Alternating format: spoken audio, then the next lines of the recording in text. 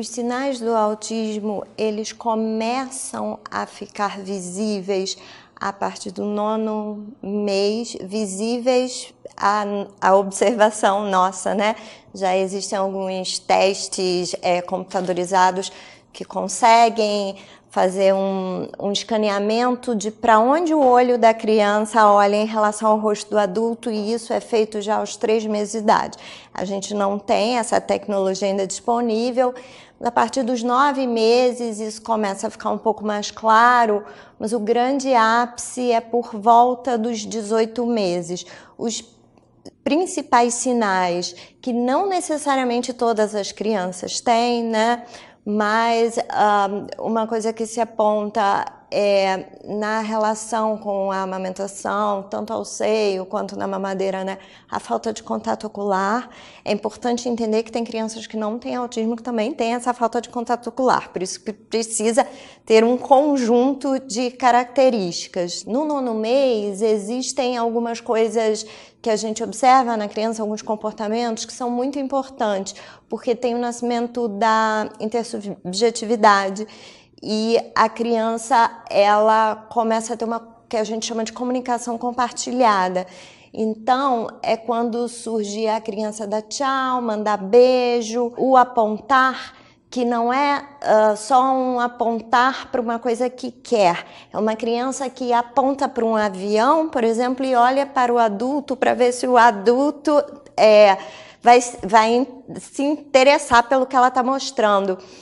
Isso a gente chama de triangulação, né? É uma criança que está vendo um livrinho, acha uma figura interessante, aponta para a figura, olha para o adulto.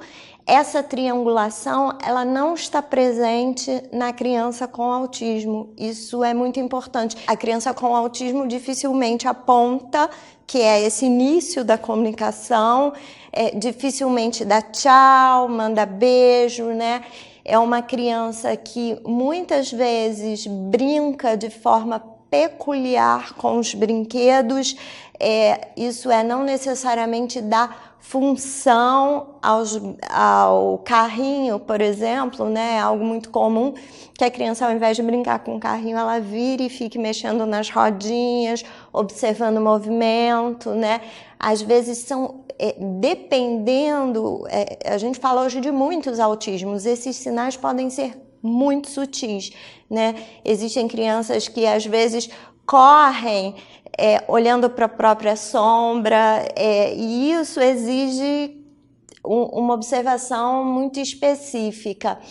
No meu ponto de vista, se a gente percebe que a nossa criança tem alguma diferença, né, mais estrutural nessa parte de brincadeiras, de conexão social, emocional, de imitação, né? É uma criança que dificilmente ela, logo no início, na educação infantil, né, com 1 aninho, as crianças fazem aquelas musiquinhas, cai, balão, cai, balão, aqui na minha mão. E a criança com autismo dificilmente faz essas dancinhas com esses gestos, né? Em grande parte das crianças autistas há também um atraso da linguagem, né? E não observem, existe uma diferença entre linguagem e fala, né?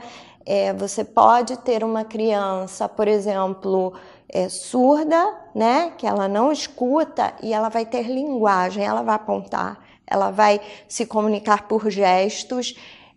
A criança com autismo, ela não tem linguagem, às vezes ela pode ter até fala, isso é um pouco complicado de entender, ela pode falar de uma maneira que a gente conhece como ecolalia, repetições de palavras soltas ou repetições de desenhos animados, mas existe um atraso da linguagem, né? Mais um pouco à frente, a gente vai ter um campo que vai demarcar aí os autistas verbais, os autistas não verbais, né? Então é muito importante procurar um neuropediatra, por mais difícil que isso seja para os pais, do ponto de vista preventivo.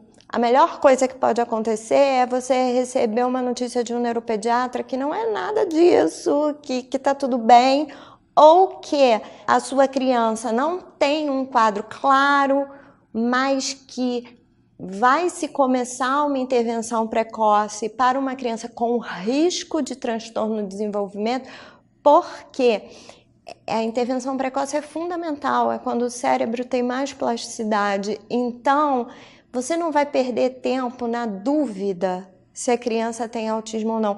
Então, quando uma criança tem risco, é muito importante que ela vá para a intervenção precoce. Então, os pais têm que pensar nisso, né? Na prevenção e no quanto que eles podem estar dando um super suporte, um grande presente na vida daquela criança, de às vezes ela passar por uma intervenção precoce e algumas vezes zerar esses comportamentos que são observados lá no início. Isso é fantástico, né? Agora, muitos pais ficam muito mexidos, totalmente compreensível, e ficam esperando muito que se tenha um diagnóstico para fazer um tratamento, né? Então, para esses pais eu falo que se existe risco, iniciar a intervenção precoce imediatamente. Oi, gente, se você gostou desse conteúdo, se inscreve no nosso canal, compartilha com seus amigos, tá? E coloque seus comentários